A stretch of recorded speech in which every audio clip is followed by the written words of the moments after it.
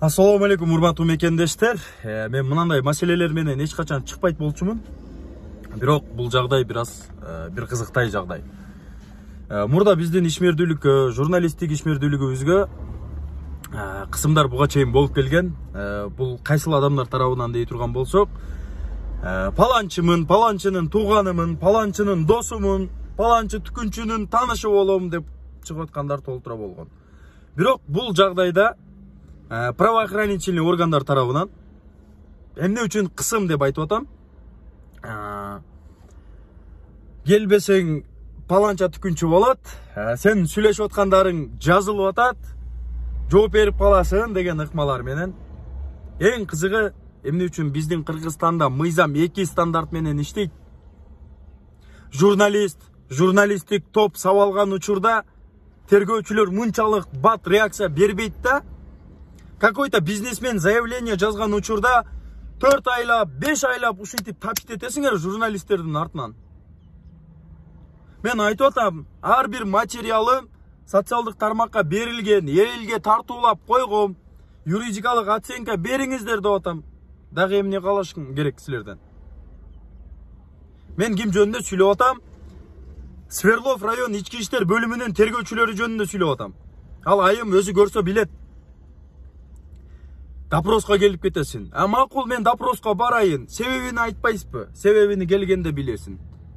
Мамлекеттик секретпи десем, тергөө купуялыгы. Эжеке кечирип коесуз. Тергөө купуялыгы тергөө жүргүзүлгөн учурда ошол жерде болгон сөздү сыртка чыгарбоо үчүн. Бирок сиз телефон аркылуу мага чалып келип кет дегенде, эмне маселе менен барышым керек деген үчүн эмес ал статья. Эгерде сиз билбесеңиз, мен сизге выяснить этип берип атам ушул нерсени. Келсең билесин. Макул, повестка жибериңиз деп атам. Зачем? Эмне кереги бар башка тергөөчүлөргө чалдырып, мени таныган, мен таныган тергөөчүлөр аркылуу мага чыгып. Урматтуу эжекелер, байкелер, милиция кызматкерлери, мындай элдин чындыгын алып чыгып аткан, чындыкты сүйлөйм деп аткан журналисттерге ита келе жетип атат давлениячы. Мамлекет тарабынан давление болбосунчу сураныч. Эмнени каалап атасыңар? Каналдарыбызды жабалыбы? Чындыкты алып чыкпайлыбы? Элдин көйгөйүн көтөрбөйлүбү? Бир да чындыкты мындай өзүнүн акысын талап кылган адам калбасынбы Кыргызстанда? Кандай кылалы? Сиздин укугуңуз, сиздин мыйзамыңыз деп айтып атасыңар. Биз ар бир кылып аткан ишибизде баш мыйзам менен эсептешебиз. Кээ бир тергөөчү, кээ бир милиция кызматкерлерине айтарым.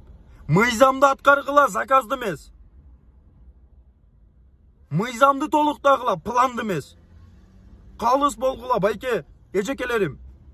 Силердин атыңар, өзүңөрдүн атыңар менен укук коргоочу. Силер укукту коргошуңар керек, тоношуңар керек эмес. Силер коркутушуңар керек эмес, үркүтүшүңөр керек эмес.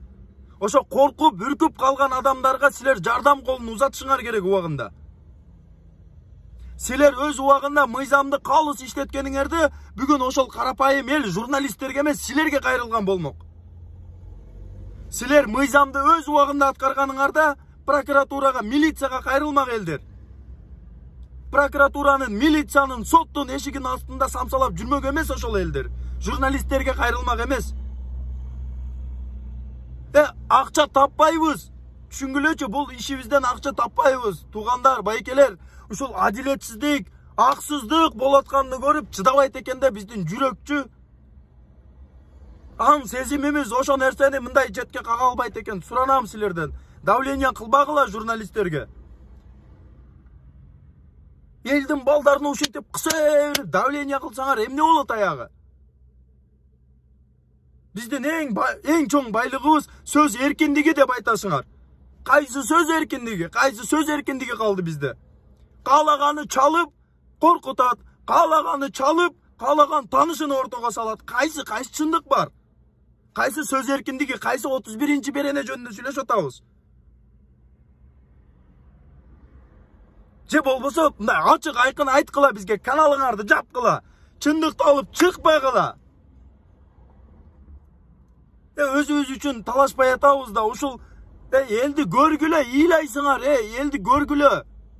Men telefon numerimdi bir günge bereyim silerge. Обращенияларды уккыла. Bir gün meni telefonumni karmap oturup görsöңөр. Adam emес, mышык ыйлайт алардын арманына. Ya biz dağı adamбыз да bir gün жарылып кетет экен да, адамчы ушундай жарылат экен. Тойгуздуңар го, тойгуздуңар. Эмне кылалы биз? Камагыла болбосо, вот саатымды чечейин, наручникти салгыла, тык кыла. Өзүбүз үчүн нан, чай сурасак bir жөнүндө мага нан берип атат, чай берип атат деп коем да. Элдин талабын талашып атабыз го, Элдин талабын талашып атабыз болгону ушул. Мен ушунча давленияны мен ичиме жутуп келем да. Чоңу чалабы, президенттин өкүлү чалабы, ким чалса деле мен жутуп кетем да. Мейли эми чындыкка күрөшүп атабыз, мейли bir күн өтүп кетер деп. Эми бүгүн милиция кызматкерлери тарабынан болуп аткан ишке мен чыдабай калдым. Укук коргоогула тоногула анда чыгып көчөгө. Ким ишенет, мынантсеңер, уят да, Мен жалпы милиция, прокуратура, укук коргоочу органдын структурасын айтпай атам. Ушундай кызматкерлерге айтып атам. Силер мыйзамды аткаргыла, мыйзамды заказды эмес. Мыйзамдарды, адамдардын жүрөгүн толуктагыла, пландарды эмес.